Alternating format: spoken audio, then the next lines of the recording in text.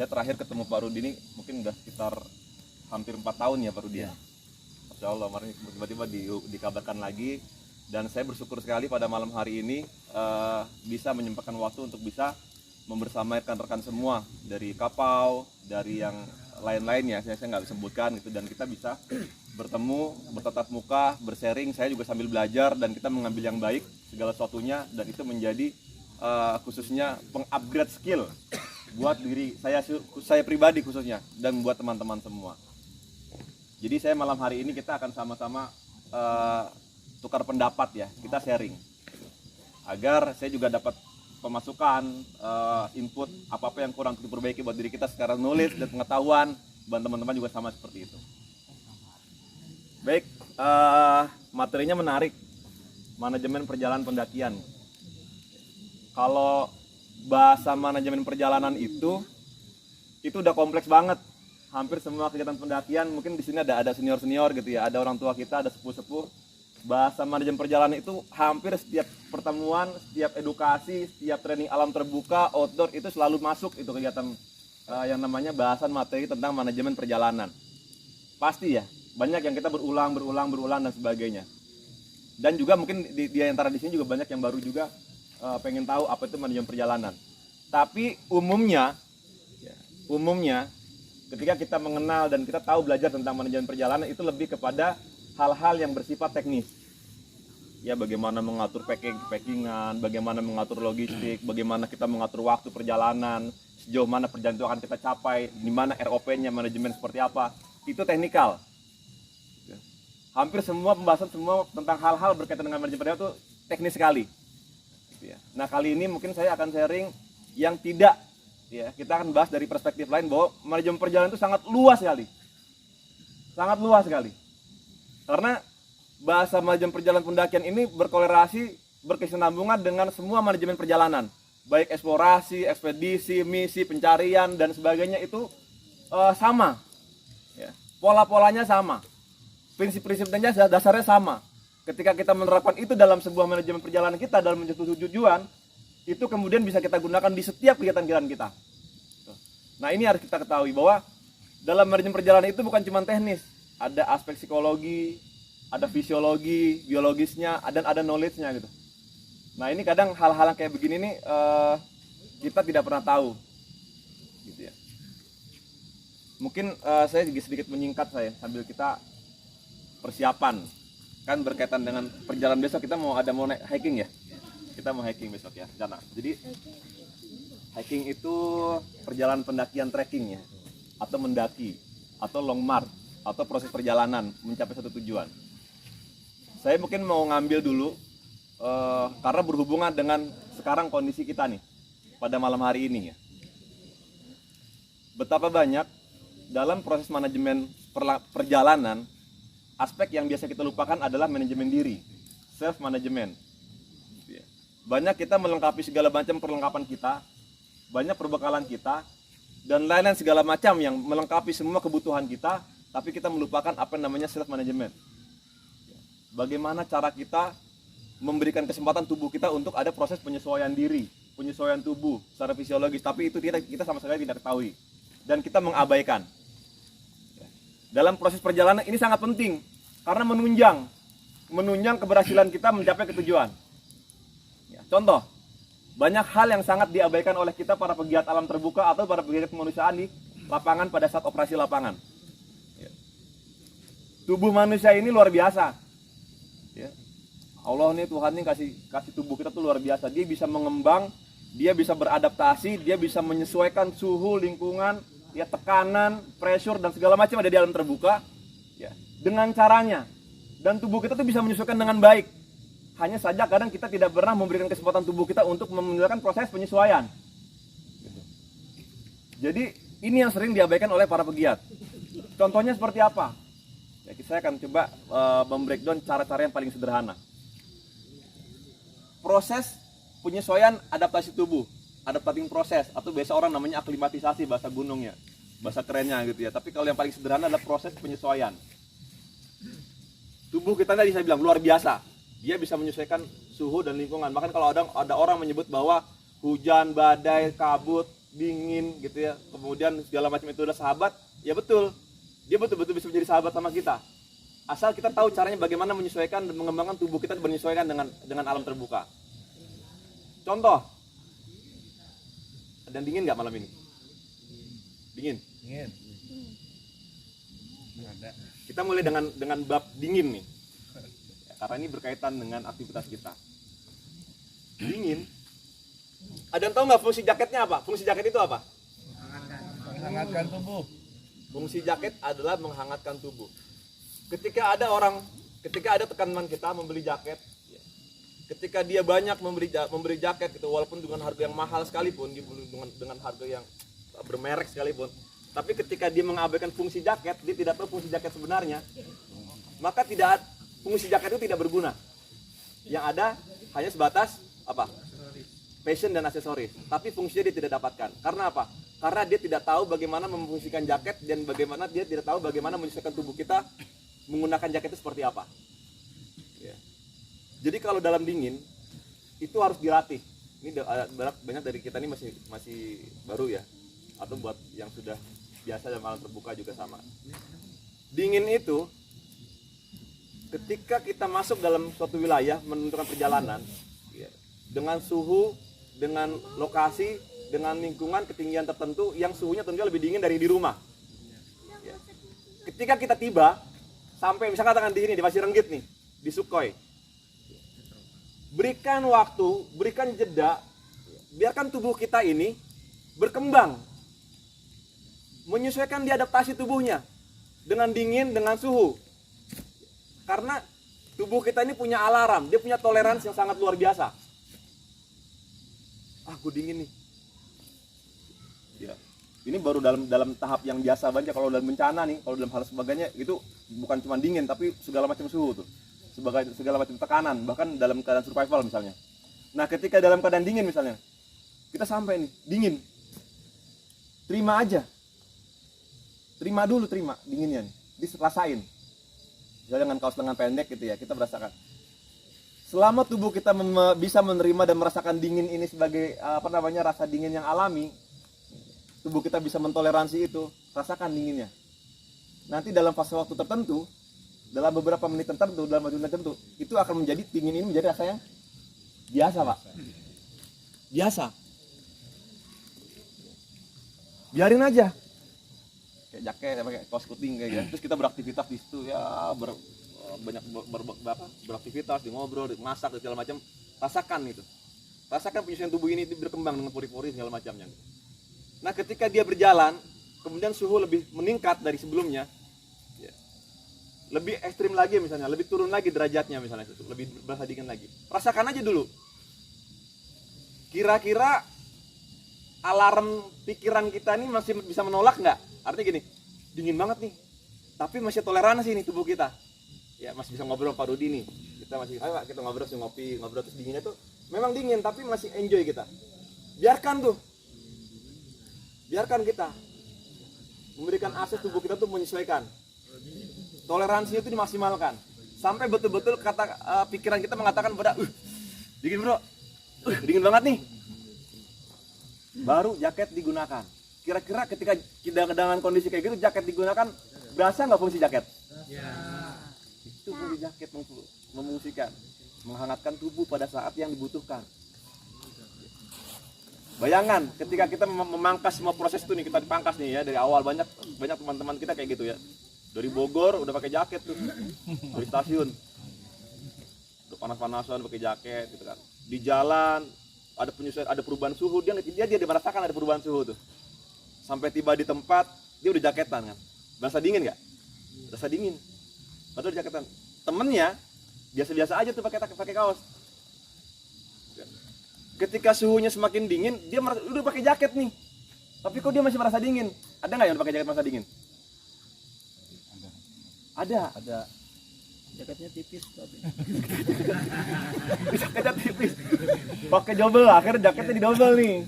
Nah, yang temannya nih masih pakai mungkin pakai lengan panjang gitu ya.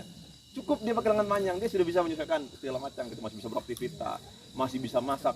Dia sudah masak aja udah turun nih psikologisnya nih. Ya, karena dingin tuh. Tambah lagi sarung, tambah lagi sleeping bag, ya kan, masih berasa dingin tuh. Dia pangkas tuh settingan alarm tubuh kita untuk memangkas proses adaptasi. Jadi kalau misalnya kita lagi kedinginan, ada amang-amang pakai sarung gitu kan, itu orang kulitnya kulit apaan tuh ya begitu gitu kan. Itu sebenarnya bukan karena dia hebat, bukan karena orang ini hebat, karena dia telah melakukan proses adaptasi itu dengan baik gitu, bisa melewati itu, dan itu wajib bagi seorang pegiat alam terbuka. Dia harus mengetahui knowledge itu. Kalau itu dia sudah bisa kuasai, maka dia ketika akan berada dalam situasi yang lain, dia juga bisa menyesuaikan lingkungan itu yang panas, ya, bagaimana dia bisa menyikapi tanda-tanda akan heat stroke, akan hypo dan sebagainya. Itu terset ya dalam pikiran kita tuh. Bagaimana kita mulai jaket nih, mulai dingin nih, segala macam gitu. Jadi tubuh kita ini luar biasa, bisa berkembang. Jadi kalau misalnya mau menjadi sarana ajang berlatih, ya manfaatkan nih acara-acara seperti ini ya. Kalau misalnya udah dingin dingin. Saya waktu ada 2 kegiatan. Pertama yang diajak itu ibu-ibu. Ya, ibu-ibu. Bahkan suaminya tuh menitipkan, Pak. Iya. Pak, tolong Pak, bagus. Suaminya nitipin nih lagi. Pak, tolong nih, istri saya fobia banget, takut banget sama namanya dingin. Apalagi mandi, kalau kayak gini-gini tuh nggak berani dia mandi. Kalau bawa keluarga, bawa anak tuh kalau camping segala macam tuh dia paling anti sama air lah. Pokoknya sih dingin ya gitu, mandi dingin. Tapi dia menyertakan tuh istrinya tuh, disertakan dalam kegiatan gitu ya. Ya. Kemudian dalam prosesnya itu luar biasa ya, karena selain kegiatannya, tapi memang cuaca pada saat yang pelaksanaan itu selama 3 hari itu hujan terus tuh, hujan, sampai akhirnya ketika dia belajar berkaitan dengan bagaimana men-setting diri terkait dengan manajemen perjalanan ya, menyesuaikan penyesuaian tubuh, itu udah bentar-bentar mandi, bentar-bentar basahin badan. Sampai pulang suaminya jemput di parkiran pakai mobil, itu bingung, istrinya tuh basah gitu kan, karena hujan kan, dan biasa-biasa seneng gitu. Abi, ya alhamdulillah, dia basah gitu. Tapi bilang, bagus nih, bener-bener nih kata gitu. Padahal bukan karena kitanya dalam pelatihan itu hebat, bukan ya. Karena dia sudah melaksanakan proses penyusunan itu dengan baik, bertahap, itu betul-betul digunakan cara-caranya itu. Dan ini menjadi syarat-syarat sederhana yang bisa kita gunakan. Gitu ya. Itu mulai dengan dingin. Karena namanya manajemen perjalanan itu adalah bagian dari siklus bagaimana kita menyesuaikan lingkungan, suhu ya, sebelum kita masuk ke lingkungan sosialnya ya Pak ya. Keluarganya, lingkungannya, sukunya dan segala macam, tapi secara suhu dan lingkungan itu kita sudah menyesuaikan. Kedua, misalnya dalam pendakian lagi nih, dalam perjalanan lagi nih, kita juga harus bisa memanajemen yang namanya manajemen air misalnya. Bagaimana cara memanajemen air? Ada pengalaman? Ada pernah tahu bagaimana cara manajemen air? Memanajemen air itu bukan manajemen air bagaimana cara bawaan minum ya, tapi bagaimana memanajemen air, men-set tubuh kita itu bisa tahu siklus kapan kita harus minum dan kapan kita harus bertahan untuk tidak minum. Karena ini berkaitan dengan manajemen air. Nanti dirasakan deh, perubahannya tuh sangat signifikan buat orang-orang yang sudah biasa terbuka tuh, ketika dia mau mencoba mau berlatih itu akan sangat signifikan. Nanti nggak heran kalau ketika ngeliat orang pelari, lari gunung, kebut gunung, dia cuma bawa 1 botol kecil tuh airnya, 1 tumbler kecil gitu. Gimana caranya? Bukan karena dia jago, bukan karena dia hebat, bisa nahan minum, bukan. Karena dia sudah bisa melakukan proses penyesuaian, adaptasi khususnya air. Nah, dalam kasus-kasus pendakian, dalam kasus-kasus ekspedisi, dalam kasus-kasus eksplorasi perjalanan, ini jadi masalah. Ya. Karena biasanya ketika dia tidak memiliki pengetahuan terkait dengan manajemen air, gitu ya, di awal ya, kita tidak berpikir secara detail terkait dengan kalori, energi ketika sarapan pagi misalnya ya, habisnya sekian, makannya harus sekian jam, kita harus makan lagi dan sebagainya. Tapi kita pakai cara yang sederhana aja. Kalau makan pagi, mau jalan, mau naik gunung, mau perjalanan, ya, mau long march dan sebagainya. Kalau kita makan pagi, otomatis pasti energi itu ada 3 jam modal buat kita jalan. Ya. Kan energi, kalori, ada modal lah tuh. Nah, bagaimana kita memanfaatkan 3 jam waktu ini energi kita itu dengan baik? Nah, ini yang kadang kita lupakan. Termasuk salah satunya di manajemen air. Proses minum itu ada tekniknya. Dan ini bisa dilatih, bisa dicoba. Ketika seseorang bawa air minum, dia mulai berjalan. Ya, orang ini kadang kesalahan kita kalau misalnya baru habis mau mendaki gunung nih, atau perjalanan pertama habis berdoa atau habis tos-tosan nih, woi gitu kan. Kalau lagi kan kalau mau jalan kan habis sarapan gitu ya. Kita sama-sama berdoa, kita akan berjalan. Semoga perjalanan kita lancar, tidak ada masalah. Mari kita salaman dulu gitu kan. Gitu. Biasanya kalau setelah apa yang dilakukan tuh?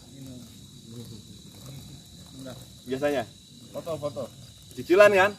Ada yang lari, ada yang foto-foto, ada yang langkah di jalan, terus langkahnya jalannya kencang-kencang, langkahnya begini.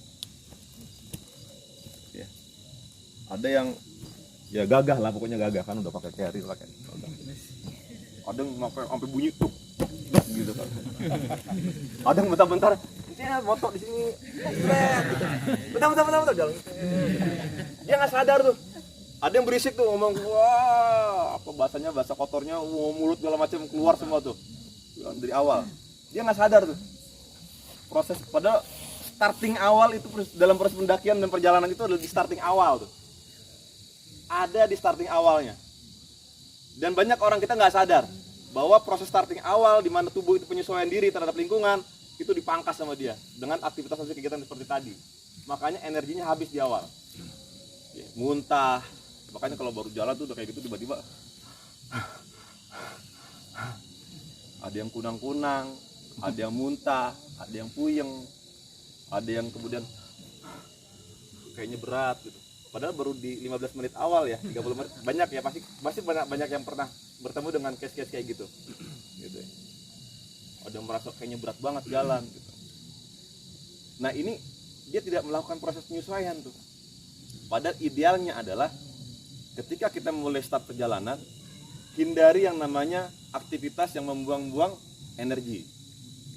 Kalem, ya, tidak banyak bicara, tidak banyak pergerakan yang membuang energi sia-sia. Jadi kalau misalnya perhatikan pendaki-pendaki profesional misalnya, atau misalnya para pencari ya, tim pencarian dan sebagainya, itu dia selalu mengadaptasi awal tuh di titik starting awal.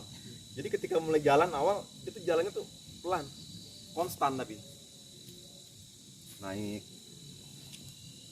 konstan, nafasnya juga konstan. Besok pagi praktekin tuh Bu, Bapak ya. Ketika dari awal nih, tadi berdoa jalan, nggak usah buru-buru, nggak usah semangat terlalu semangat gitu. Biarkan jalannya itu konstan, pelan, pendek, tapi meningkat ya. Rasakan nafas ini meningkat, panas tubuhnya meningkat, nafas ini meningkat dengan konstan,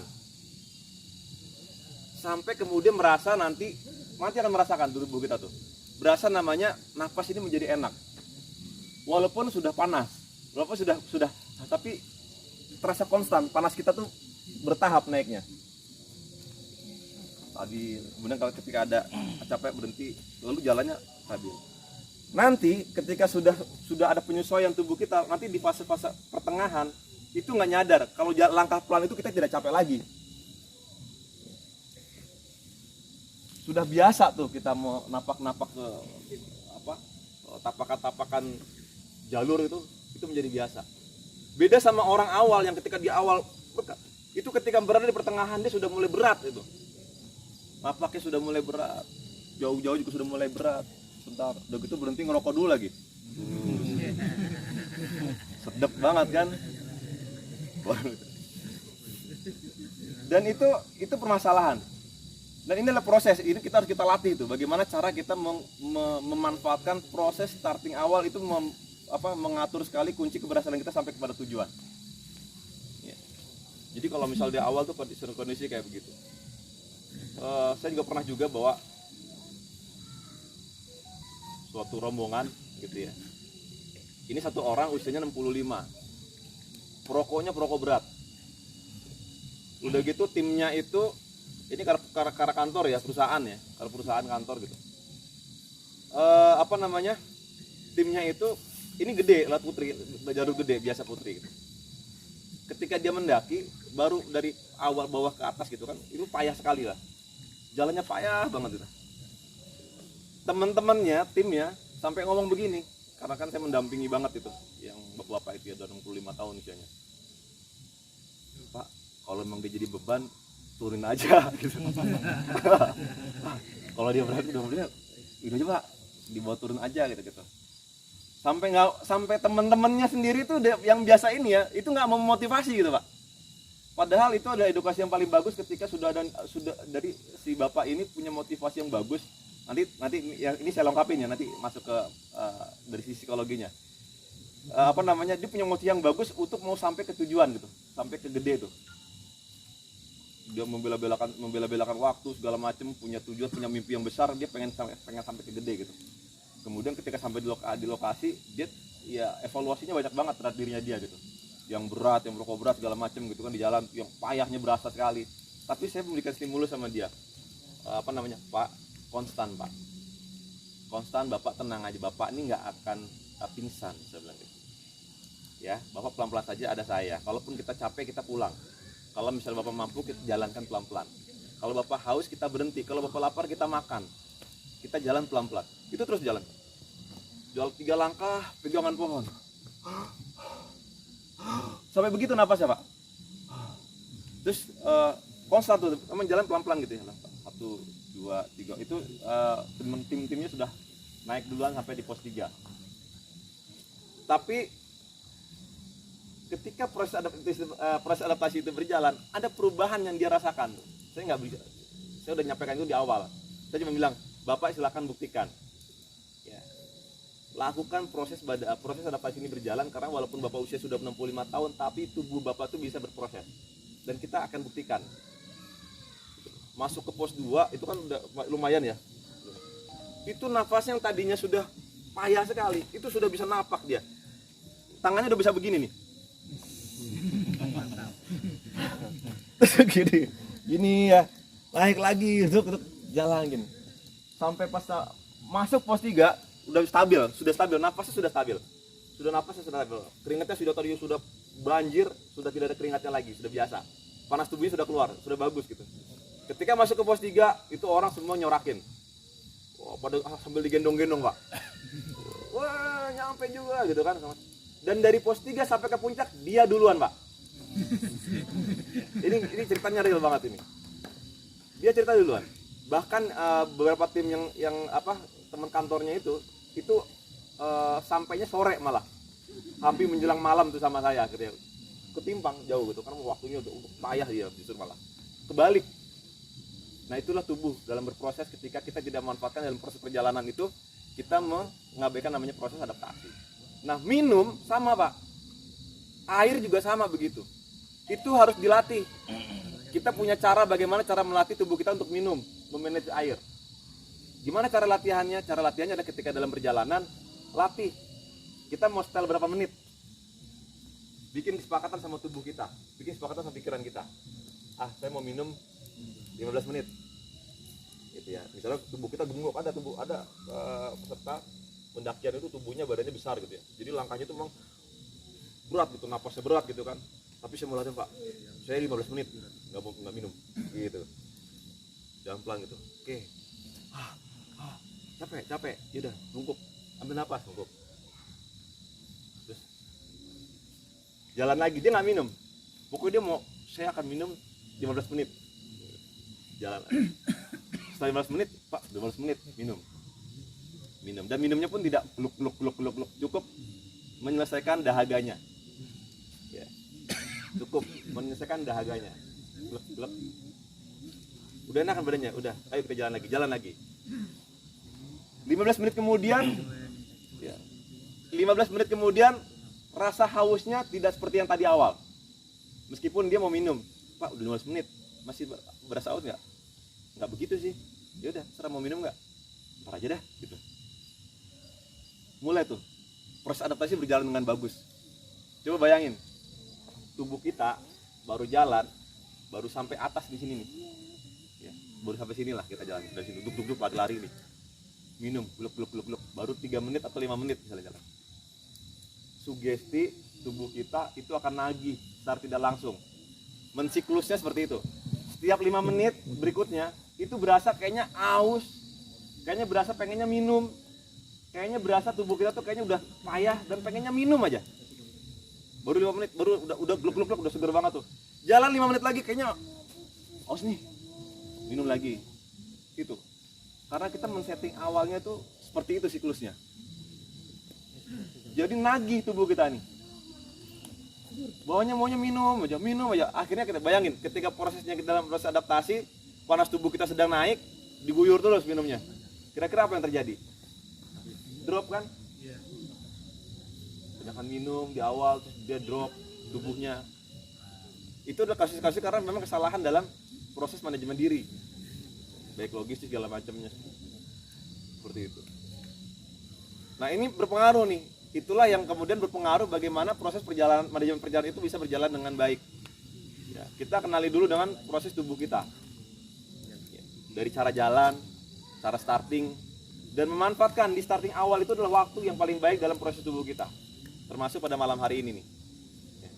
Kalau malam hari ini udah mulai biasa, udah lagi sharing kayak gini, udah mulai biasa tubuhnya nih, yang pakai kaosan. Cek. Ya, oke, yang duduk kayak begini nih sudah pakai kaosan, sudah merasa kayaknya biasa-biasa aja, artinya sudah ada proses tuh. Ya, tubuh kita tuh nggak, fokusnya sudah mulai berjalan. Oh iya, ternyata jalan.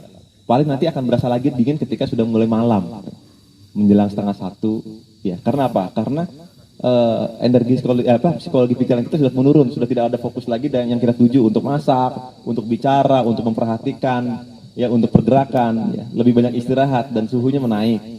Suhunya menurun gitu ya, dan itu akan berasa lebih dingin. Berarti nanti 12:30, 2:30 itu akan berasa lebih dingin lagi. Tapi kalau kita sudah mulai proses itu, nanti dinginnya itu akan merasa ya cukup tidur di tenda aja juga bisa. Bagaimana dalam proses kebencanaan, misalnya evakuasi dan sebagainya macam gitu ya, pendakian yang biasa.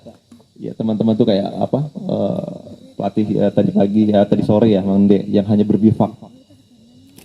Itu betul-betul karena bukan karena memang badannya kuat bisa berbivak gitu, berasa dingin. Kok dia nggak dingin sih pakai bivak? Karena memang biasa aja ternyata di bivak itu ternyata hangat. Bukan karena bivaknya yang hangat, karena tubuh kita sudah biasa, sudah bisa beradaptasi. Nah, seperti itu. Ini bagian dari manajemen perjalanan. Ya, bagaimana sebelum masuk kepada hal-hal lebih teknikal terhadap perlengkapan dan sebagainya, ada proses yang harus kita ketahui, manajemen diri, manajemen tubuh kita, pikiran kita. Nah, seperti itu. Nah, sampai sini ada pertanyaan dulu, Mbak? Kita sharing ya, kita diskusi. Kita sharing ya, apa yang perlu ditanyakan atau yang tadi yang sampaikan dalam proses adaptasi tadi. Silakan. Biar dinamis. Ya.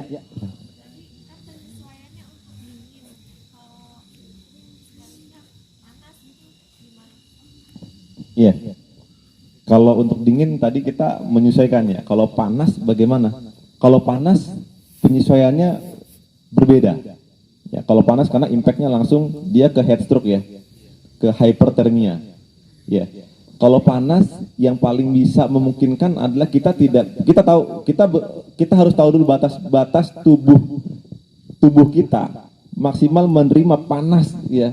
Seseorang yang panas tanpa minum, tanpa air, dehidrasi sekian derajat, itu bisa menyebabkan hipertermia. Maka kita harus mengupayakan bagaimana tubuh kita berada pada posisi yang standar, yang kita ketahui misalnya. Jadi misalnya, ini suhunya nih, kita jalan nih, gersang sekali, panas sekali. Kita akan melewati suatu wilayah yang gersang, misalnya mau di Jawa Timur itu, yang gersang sekali, kita akan melintas. Dan perjalanan itu berapa perjalanan kita ke sana? 5 jam. Wah, 5 jam kayak begini. Itu udah pasti heat stroke kita. Ya, kalau kita nggak pakai topi dan sebagainya. Lalu bagaimana kita itu lebih prepare, sifatnya prepare. Bagaimana kita bisa memproses menyesuaikan tubuh kita untuk di panas? Kita harus menyesuaikan tubuh kita untuk berada pada suhu yang standar untuk tidak heat stroke. gitu ya. Ya pakai tadang-tadangan, pakai topi, ya atau misalnya ketika sudah mulai masuk suhu yang agak panas, kayaknya udah mulai ini dehidrasi nih. Cukup dia harus bisa bagaimana caranya mencari tadangan atau teduhan untuk dia bisa beristirahat sejenak, menurunkan tensinya. Baru dia melanjutkan lagi. Terus seperti itu. Jadi ada proses berhenti untuk merecovery. Gitu ya, Mbak ya. Ya, kadang kita mengabaikan itu prosesnya. Yang ada karena kita kuat, karena ini udah ada nih, kita naik ini sering juga kejadiannya. Anteng gitu, dia dianteng nih. Wih, itu kuat banget jalan anteng. Lu nggak pakai itu tapi nggak apa-apa gue, jalan aja. Warna panas banget Pak. Kita aja kayak muyang-muyang gitu ngeliat tuh. Bisa jalan anteng. Kalau dikasih tahu, nggak apa-apa, udah biasa gitu kan. Panas. Terus tiba-tiba jatuh. Dia nggak sadar kan proses histro kan langsung. Hipertermia kan langsung tiba-tiba langsung pingsan, gitu ya. Jadi bagaimana mungkin dia bisa bertahan? Kan logika kita kalau sama dengan sarapan tadi ya. Kalau kita makan pagi, itu pakai logika sederhana aja. Ini 3 jam modalnya di energinya itu. Kalau udah 3 jam, 4 jam pasti dia harus makan siang, harus makan tuh, harus terisi asupan energi lagi buat dia bisa berjalan. Nah kalau nggak ada, ya gimana caranya dia bisa tanpa ada asupan energi dia bisa bertahan sama dingin, sama cuaca, sama energinya dia yang makin perjalanan mesin naik terus gitu kan. Nah sama dia juga begitu. Bagaimana mungkin dia airnya bawanya sedikit gitu. Cuaca gersangnya itu betul-betul gersang sekali. Panasnya tuh di atas 32 derajat misalnya. Mana mungkin dia bisa bertahan. Jadi logika itu kita gunakan standar. Untuk itu kita dalam melaksanakan perjalanan itu kita harus bisa bagaimana tubuh kita berada di suhu yang 27 derajat misalnya. 30 derajat maksimal. Ketika sudah agak panas sekali ya udah berhenti dulu, bikin tudungan dulu, berhenti. Agar kita tidak dehidrasi dan tidak hipertermia. Sudah stabil tubuh kita, lanjutkan jalan lagi. Terus bertahap. Misalnya dikelola atau dikontrol waktunya 1 jam, 1 jam setengah gitu. Karena tahu dari titik A ke titik B dan melewati tempat yang gersang ini itu membutuhkan waktu sekian jam gitu misalnya. Jadi jangan kuat-kuatan juga kita jalan gitu ya. Udah airnya sedikit, panasnya menyengat, tapi kita tidak memanage. Itu sama juga tadi ke manajemen air. Hanya bedanya peruntukannya.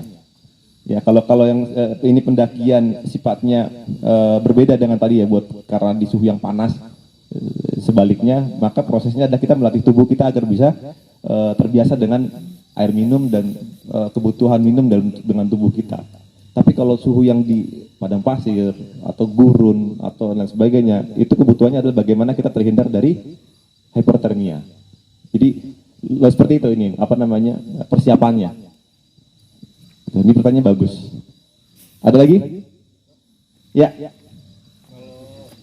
Saya kayak biar kenal juga nih kalau ketemu di jalan ya bisa sapa-sapaan ya Pak Rudi ya. Coba dari saya Firman Pak dari Bekasi. Firman Mas Bekasi. Oh ya kapal ya. Dari kapal. Ya, makasih. Silakan. Saya sendiri punya permasalahan terkait hyperhidrosis. Jadi cepat banget berkeringat dan nggak berhenti-berhenti. Iya. Kalau nahan minum kuat tapi akhirnya karena keringatnya banyak keluar, ya efeknya itu tadi jadi lebih cepat untuk pusing atau Iya, kunang-kunang. Iya, kunang-kunang, lemas. Iya gitu. Jadi keringatnya kayaknya nggak normal. Iya, sebenarnya ketika Mas Firman ya? Mas Firman kemudian bilang keringat saya nggak normal. Gitu kan? Terus saya punya kekurangan hyperhidrosis tadi. Kemudian itu kan jadi pakem tuh di pikiran kita. Ya, Mas Firman akan begitu terus. Ya. Tapi kalau mulai berlatih tentang pengelolaan bagaimana manajemen waktunya untuk dia saatnya harus minum, dipaksakan kan harus fakta Mbak, dipaksakan. Ya kan keluar deras nih, artinya untuk mengganti cairan yang keluar deras itu harus diganti kan, dikelola tuh, dikontrol waktunya kapan harus minum, dan itu harus dilatih. Jadi tidak ada stigma, ya, karena stigma itu kemudian mengunci kita tuh untuk jadi malah kayak seorang yang hyperhidrosis jadinya, padahal itu biasa-biasa berubah tubuh kita. Jadi kita harus punya motivasi yang kuat sama tubuh kita. Harus keluar saya ini apa namanya, ada tuh kemarin yang penderita apa di ankle, di lutut itu yang istilahnya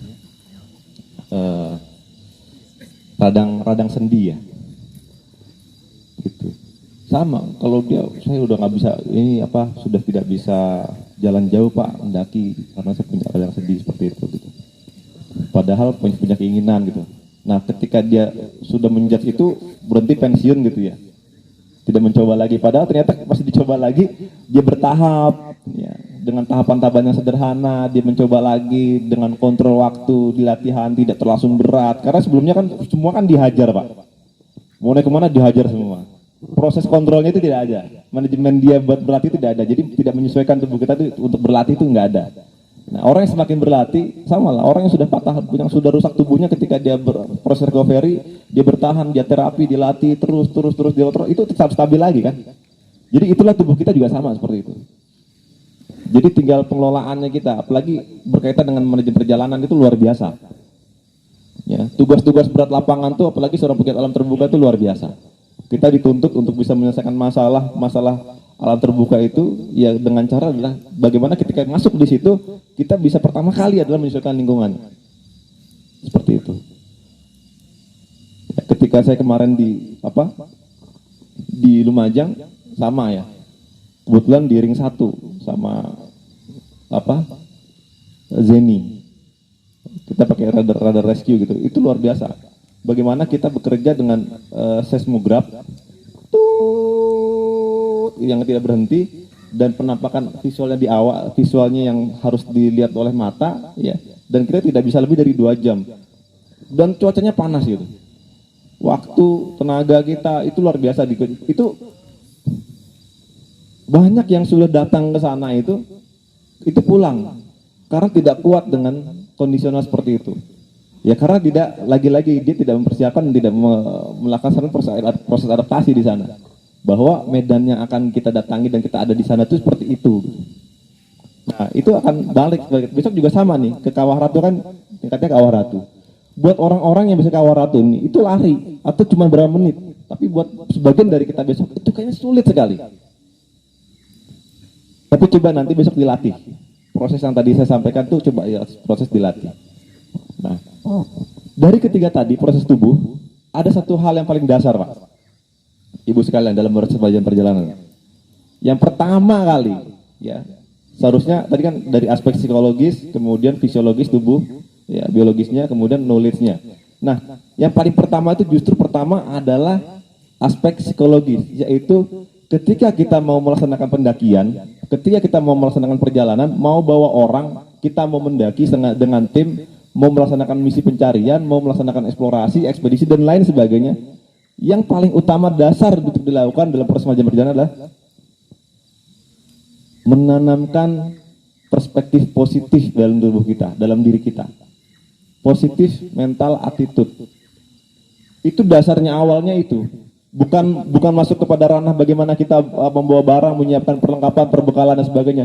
Sebelum itu nanti dulu. Ketika kita mau ke Kawah Ratu, tanamin dulu peserta kita nih, tujuan kita dulu ya siapa gitu, bahwa tujuan kita tuh apa, goalnya apa, buat diri kita tuh, buat peserta juga sama.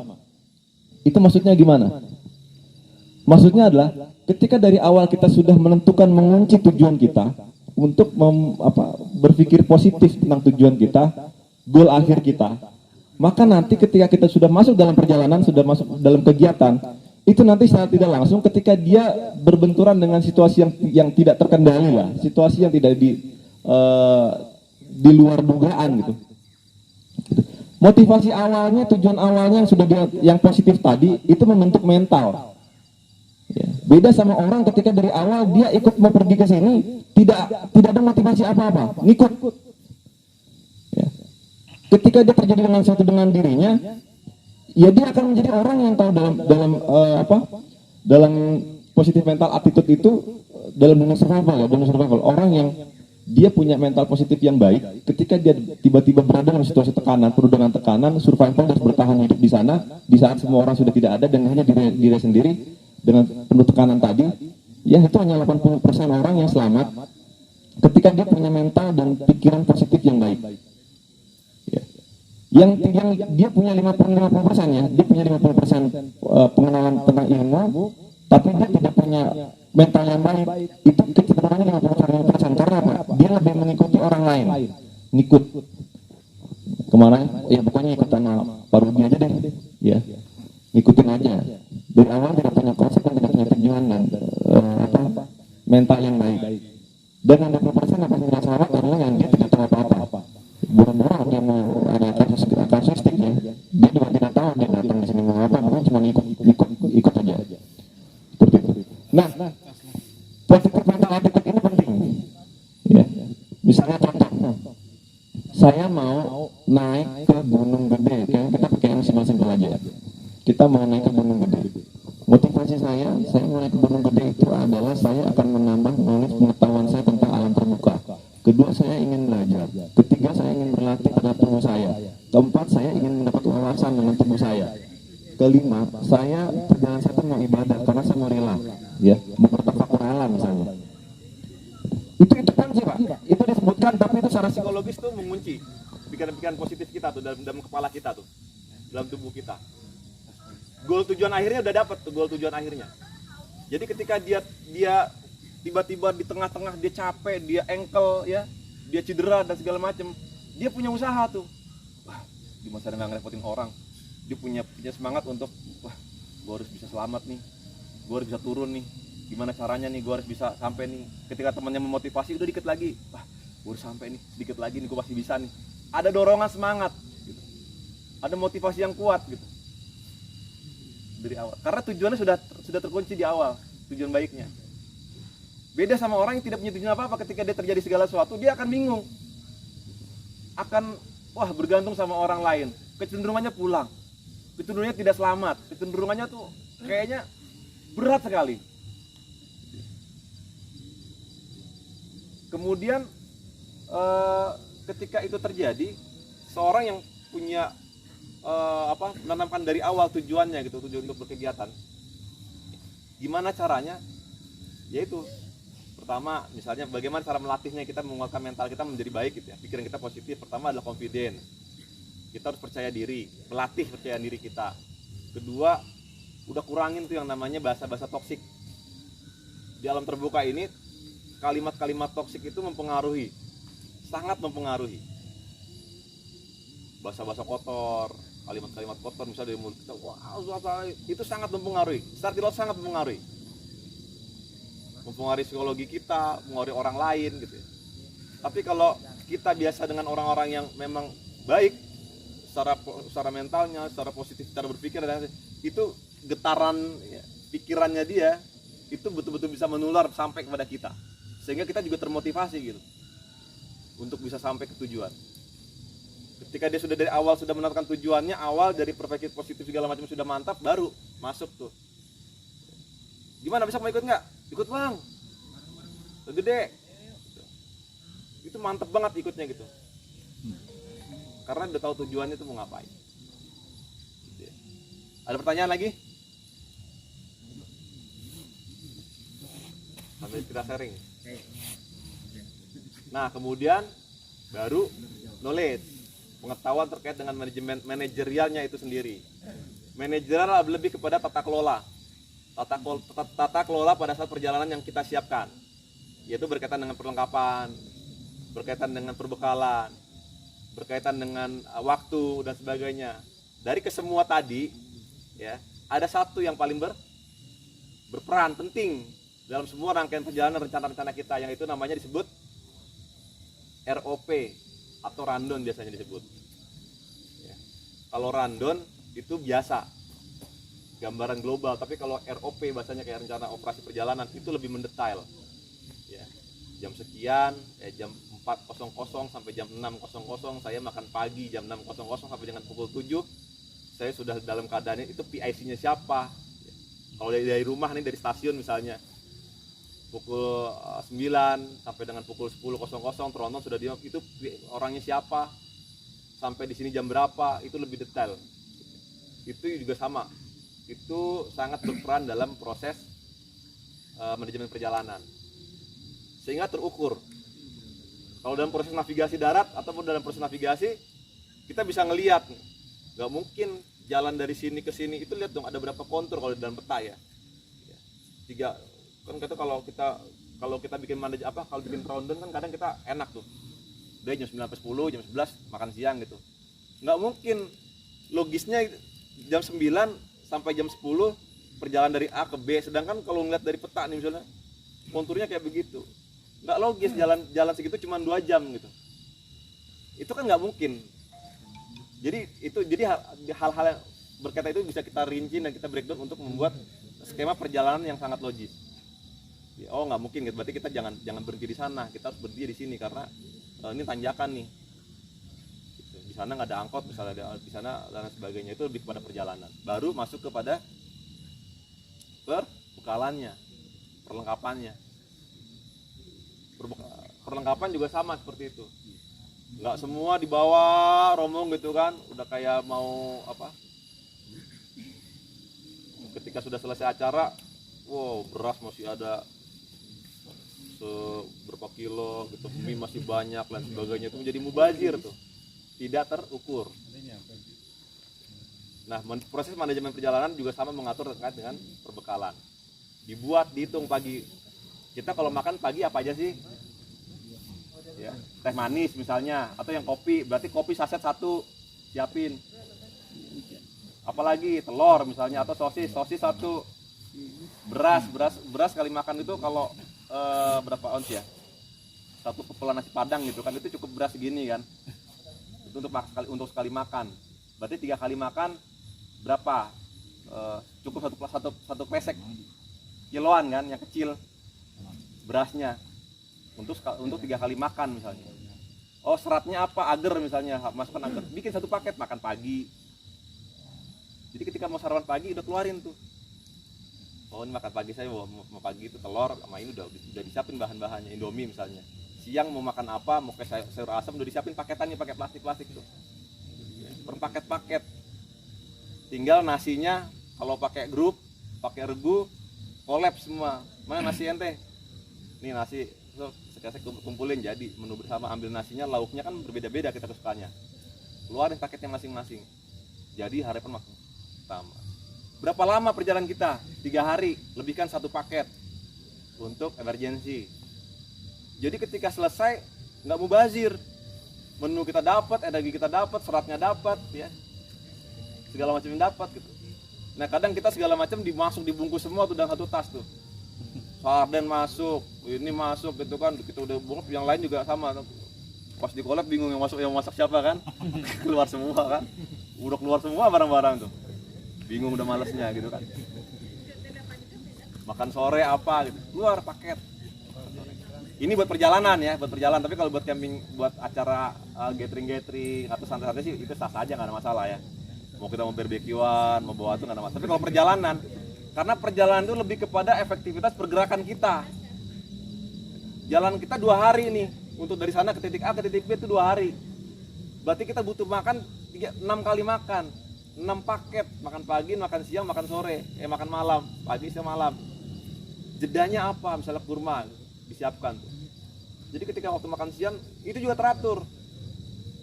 Kita ini nggak ada manajemen. Jadi kalau misalnya jalan, kalau belum capek itu nggak berhenti. Jam 11 itu udah jam 11:30 jalan lagi, jam 12 masih enak gitu ya. So, yuk lanjut gitu. Kalau udah capek baru berhenti makan, ya nggak Pak? Itu kan salah. Bagaimana kita membuat manajemen perjalanan, orang cara makan aja salah kita tuh. 1:30 baru makan. Tapi kalau kita sudah paham manajemen perjalanan, itu kita akan sangat saklek dengan diri kita. Pukul 7.00 makan sarapan pagi, pukul 12.00 berhenti makan. Dimanapun Anda berada, 12.00 berhenti makan. Lagi perjalanan, wih 12.00 nih, jam 12. Makan, masak, isoma, segala macam, sholat segala macam gitu kan, istirahat, makan, selesai 1 jam, jalan. 16.00 dimanapun Anda berada berhenti, misalnya dalam perjalanan nih. Kenapa 16.00 berhenti? Kita punya durasi waktu 2 jam untuk menuju ke gelap.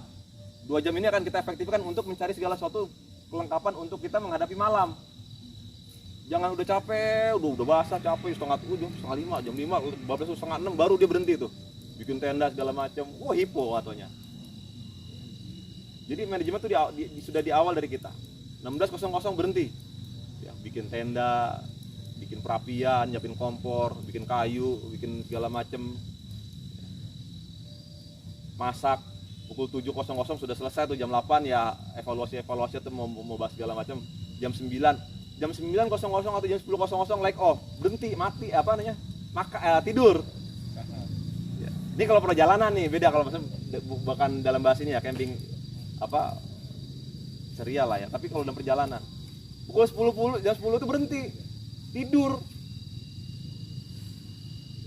Ini kadang kita kalau dalam perjalanan tuh ngobrol, gua apa segala macam gitu kan, jam 12 masih enak lagi, lanjut bikin api lagi, masak jam 2 pagi keluar inian lagi ayam kan, nambah lagi. Bayangin perjalanan 2 hari jauh, medannya macam-macam, dia baru tidur setengah 4, jam 6 dia dituntut bangun. Itu kalau dia 4 dia bangun, kalau dia masih ngelenot jam setengah 10 baru bangun tuh, baru lanjut jalan gitu. Gimana nggak kacau perjalanan gitu kan. Nah inilah fungsi namanya manajemen perjalanan.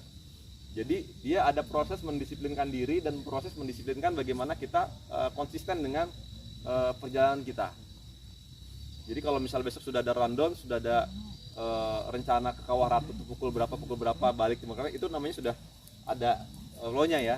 Nah, kita harus konsisten sama itu gitu.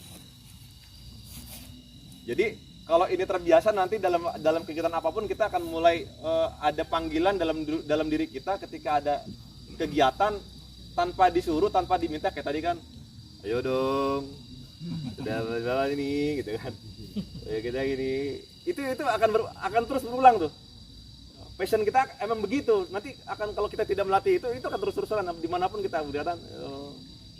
Siapa sih mau acara apaan sih gitu kan, ngomong duduk. Beda sama kalau kita sudah dari awal mengesetkan tadi, misal di tujuan di awal, saya mau belajar nih, mau edukasi, mau silaturahim edukasi misalnya, atau mau sharing belajar gitu, tanpa dia minta gitu, misalnya, wah Rudi, ya tadi saya menyimak ya, saya kalau orangnya agak peka gitu dalam sebuah kegiatan itu, ketika sudah jamnya, tapi Pak Rudi, wah jam 19.30 nih gitu kan, berarti konsisten sama ininya, sama waktu, IC-nya nih bagus gitu. Karena memang di jadwal, di rencana tuh ada tanggalnya. Tapi kalau kita tidak punya konsisten dengan waktu, ya udah, kita akan mengikuti dengan rule yang liar. Nah ini masuk dalam proses manajemen perjalanan. Silakan tanya, kita sharing.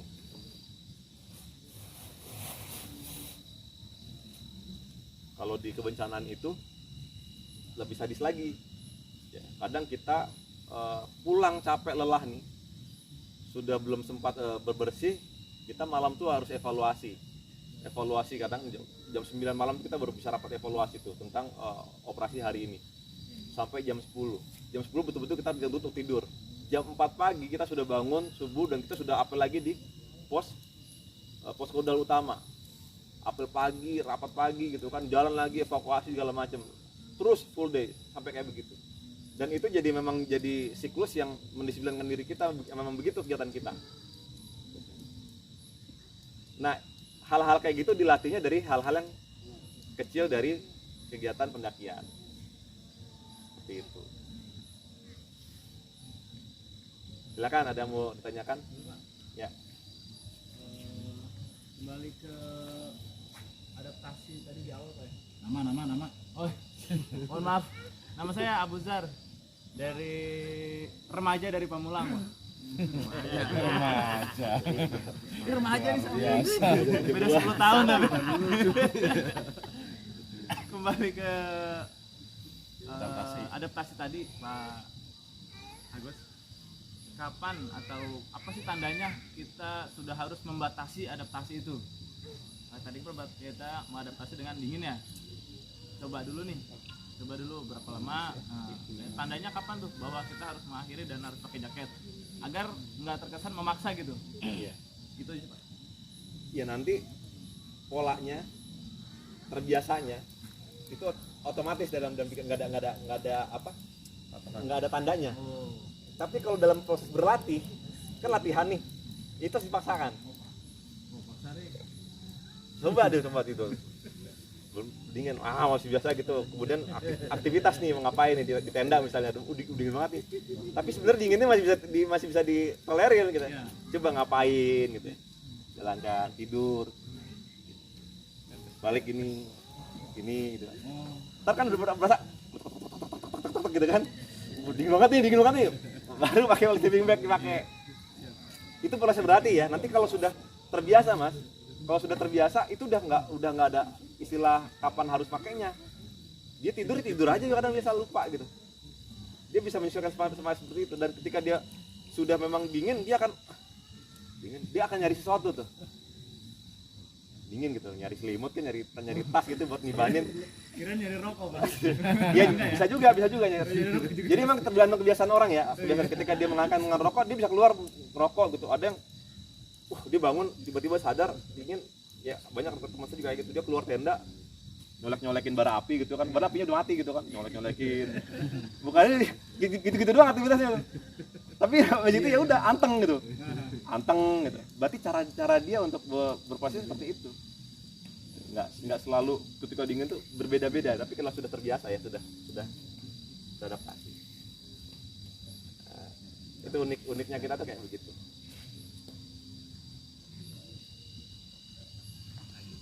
Silakan, masih ada waktu berapa nih Pak Rudi? Izin Pak, Ya. Lengkap. Remaja juga Pak. Tadi gini, materinya ini sangat menarik sekali. Nama dulu, nama. Nama saya Widodo, tapi bukan Joko. Begini Mas Agus, jadi terkait di awal ya, kita kan idealnya tidak membuang-buang energi, bahkan tadi kayak foto-foto ini, jalan-jalan adalah Aktivitas tambahan. jangan hiperaktif tadi awal. Kalau dalam kita mau olahraga, mau itu nge-gym, mau itu sepak bola dan sebagainya, biasanya kita itu kan dibutuhkan untuk perenggan gitu kan, agar tidak nanti kakinya bergerak gitu ya, kakinya dan sebagainya. Sedangkan perenggangan sendiri itu kan juga mengeluarkan energi. Ini dibutuhkan nggak sih sebenarnya? Apakah cukup tadi dengan transisi kita pelan-pelan gitu aja, itu udah bagian dari perenggangan itu? Iya, betul. Di sini. Iya. Proses tadi ya, awal ya, gerakan-gerakan awal secara konstan itu adalah proses perenggangan sama dengan pemanasan. Orang mendaki gunung boro-boro orang mau stretching, Pak. Bangun tidur, masak, nggak akan itu nggak stretching. Kalau yang biasa, kalau kita sudah biasa terlihat ya, ada orang-orang yang dia tuh mau jalan pagi, dia keluar sendiri gitu ya. Dia gini, dia stretching. Itu bukan karena paksa, memang dirinya tuh udah tahu, paham bahwa dia tuh akan mengapain hari ini gitu. Maka dia bikin gini gitu kan. Dibikin kreasi sendirian gitu, lihat orang, pernah nggak orang kayak ngeliat kayak gitu? Ketika ngeliat orang gitu, ini orang bener nih, tahu caranya bahwa dia sedang akan melakukan perjalanan sesuatu. Nah bedanya kita ini kan kadang superhero banget nih, gagah banget kan, udah gagah, ganteng, udah keren gitu kan. Wah, keren. Udah gitu gagahnya panjang-panjang lagi gini. Nah itu ya proses, jadi proses konstan tadi, pelan di awal itu adalah proses peregangan di awal. Mengapa dia bisa memberikan kesempatan tubuh kita untuk bisa menyesuaikan tadi pelan sampai dengan ritmenya itu meningkat seperti itu. Jadi pengganti dari stretching. Sebenarnya kalau cara-cara orang ya tadi, kalau kita lihat tadi pecicilan ya, teriak-teriak, nyanyi berisik gitu kan di awal gitu. Padahal nyanyi sih nggak ada masalah, tapi karena di awal baru-baru saking seperti itu kan sama kayak orang mau nge-gym ya, sama orang mau lari, mau olahraga, mau main futsal gitu, mau segala macam itu langsung turun gitu. Paling ketakar tuh 15 menit udah jatuh gitu kan. Nggak ada pemanasan gitu. Jadi di situ ada proses warming up-nya di situ. Makasih Pak, ini pertanyaan bagus gitu. Nah, jadi di sini ya dalam terbuka tuh banyak pertanyaan sebenarnya, dan kita tuh berkembang tuh di situ. Silakan Pak. Assalamualaikum warahmatullahi wabarakatuh. Assalamualaikum. Nama saya Kamal dari apartemen Senayan Residen sebelah Masjid Al Insan. Terima kasih sebelumnya Kak Agus atas sharingnya. Saya ingin tahu nih Kak, pengalaman Kak Agus yang paling menarik pada saat evakuasi bencana, sehingga saking menariknya manajemen perjalanan itu jadi kacau balau gitu. Nah pada saat evakuasi bencana apa dan di mana kapan kejadian? Terima kasih Kak sebelumnya. Iya. Saya nggak keluar kalau. Pertanyaan bagus nih, pertanyaan bagus. Jadi kenapa tadi kita dari awal ketika kita mau melaksanakan pelaksanaan sebuah kegiatan itu mengunci ya cara berpikir kita tuh, agar ketika kita tiba-tiba ketemu situasi yang tidak memungkinkan nih, yang aneh gitu, yang tertekan gitu, kita tuh sudah siap. Oh ya, emang kita tuh mau begini gitu. Jadi psikologis kita tuh tidak seperti orang yang kayak kemudian kehilangan semuanya gitu, hidup ini kehilangan gitu, kayak bingung gitu. Nah kejadian menarik itu adalah ketika saya masuk dalam tim 7. Waktu pertama kali Lombok itu gempa ya, itu kan lulu lanta tuh hancur gitu, gempa. Kemudian tugas saya adalah itu dibentuk tim 7. Tim 7 adalah tugas saya adalah membawa semua perlengkapan, diantaranya ada tenda rumah sakit lapangan, alat bedah, obat. Saya juga bawa dokter 2 dan selebihnya adalah asesmen dan lapangan. Tugas saya mendirikan rumah sakit lapangan. Dibikinlah tim 7 untuk mencari lokasi sesuai dengan persyaratan rumah sakit lapangan internasional gitu kan. Dikirimkanlah saya itu berjuang untuk mendapatkan Hercules. Sedangkan di Halim itu sudah banyak sekali NGO segala macam untuk rebutan naik Hercules. Dan alhamdulillahnya gitu dapat kemudahan. Saya kan waktu dapat bawa 4 mobil tuh manifest, ya tenda, alat bedah, obat segala macam itu, masuk mobil, tapi nggak bisa naik semua. Tapi ternyata ketika pagi itu, subuh itu, saya diharuskan berangkat, bahwa oke, Pak Agus berangkat timnya. Saya bilang saya nggak bisa berangkat kalau logistik manifest saya nggak berangkat, gitu kan, nggak jalan, gitu. Oke, ini mobil, ini Hercules yang pertama ini sudah tidak bisa menampung, tapi kalau tetap bisa berjalan, Pak Agus timnya dulu, nanti logistiknya di Hercules yang kedua jam 9. Kan Hercules saya waktu itu jam setengah 6 pagi. Ya, jadi ada dua pesawat, ada pemberangkatan pada saat itu. Saya berangkat dengan Hercules pertama tuh. Ya udah, oke, di Halim itu berangkat kita, tim saya itu. Sampai di sana, ternyata di Rembiga waktu itu ya. Itu kita dipindahkan ke sebuah lokasi yang jauh dari bandara, dan ternyata yang setelah mendarat di sana kita dievakuasi transit di suatu tempat itu jauh dari bandara, Padang Ilalang, hanya satu posko doang, dan kita transit di situ. Semua orang-orang yang masuk mau sampai ke Mataram dan sebagainya itu berhenti dulu di situ. Dan ternyata di sana tuh sudah banyak tim-tim yang menjemput utusan-utusannya. Nah, saya sampai di situ. Saya nggak bisa berjalan kemana-mana karena barang-barang saya ada di Hercules kedua, gitu kan. Setelah semua kosong di situ, ternyata Hercules kedua itu batal berangkat. Dan batal berangkat itu baru 2 hari setelahnya dia bisa landing, baru bisa take off dari Halim. Dan yang saya bawa ini barang-barang yang ada di badan, karena hampir semua ini kesalahan dalam manajemen perjalanan tuh. Bagaimana kita memisahkan logistik gitu yang detail sampai kita lupa dengan prosedur itu ada di logistik baru yang kemudian terpisah. Gitu ya. Nah karena pada saat itu kebetulan saya ya karena memang saya sudah belajar yang sebagai seorang prepare, ada hal-hal yang tidak pernah lepas dan dalam tubuh saya gitu kan. Itu bermanfaat. Jadi kita tuh betul-betul survei. Kalau orang pernah nonton film di terminal, survei di bandara, saya tuh survival tuh di situ 2 hari. Dengan tim saya tuh ya, berlima sampai 2 sakit gitu. Kemudian mengevakuasi sampai kemudian itu panjang lah prosesnya. Kita berproses di sana, menyesuaikan suhu yang panas di sana. Kita bawa nyabutin rumput untuk kita masak gitu ya. Tidak dimakan tapi digigit-gigit, seharinya cuma nggak dimakan ya, nggak ditelan, sampai seperti itu pada saat itu. Kenapa? Nggak ada warung? Nggak ada. Itu sampai masuk aja, kemudian menentuan lokasinya masuk ke wilayah waktu itu kan semua hancur lulu lantah itu masuk ke sana, dan kita dituntut untuk mendirikan lokasi yang sesuai dengan kriteria-kriteria untuk membuat rumah sakit lapangan. Harus dekat dengan ini, ada sumur, ada air dan segala macam, itu kan persyaratannya untuk membuat rumah sakit. Tapi itu kan tidak bisa semua karena udah hancur kan. Akhirnya saya menemukan tempat ya, sebuah lapangan yang ilalang itu tingginya segini gitu, isinya orang, kotoran orang semua. Jadi orang tuh kalau waktu kondisi itu orang tuh udah buang air tuh udah di mana-mana, di jalanan segala macem pada saat itu. Rumputnya setinggi ini segala macam, dan mau nggak mau hanya ini tempat satu-satunya kita bisa membuat evakuasi ya, buat rumah sakit segala macam. Ya udah 3 hari nyangkul mapras itu. Tujuan mau bikin rumah sakit itu mapras daun, kita ngambil pisang, manjat kelapa, bikin api sampai rata sampai kayak begini, baru kita mulai niup tenda, dikirim kiriman-kiriman itu berjalan, dan hal kayak begitu.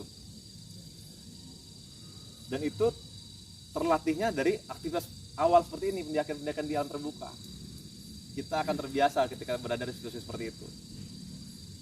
Dulu waktu sebelum saya masuk terjun ke dunia bencana, aktivitas saya memang mendaki.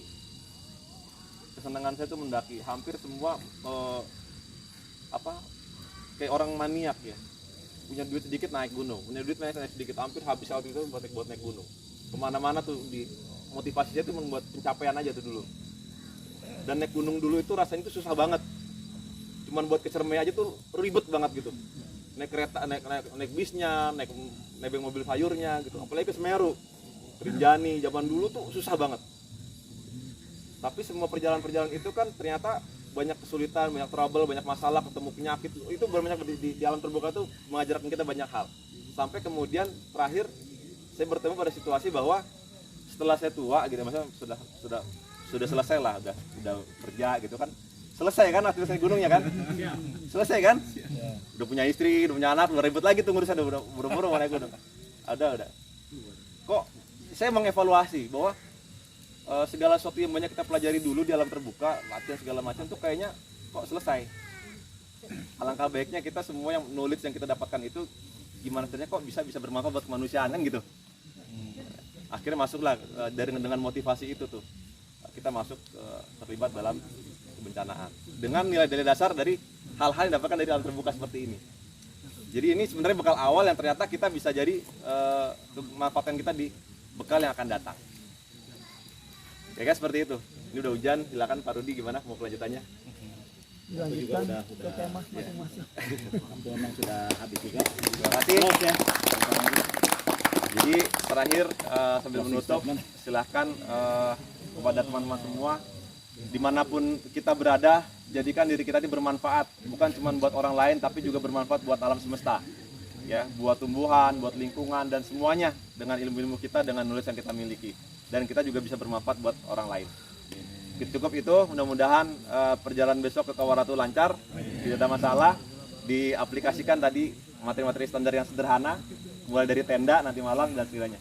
Mudah-mudahan kita semua mendapatkan pulang dari rumah bukan cuma ilmu yang bermanfaat, tapi juga pahala yang baik. Assalamualaikum warahmatullahi wabarakatuh. Waalaikumsalam. Ya alhamdulillah.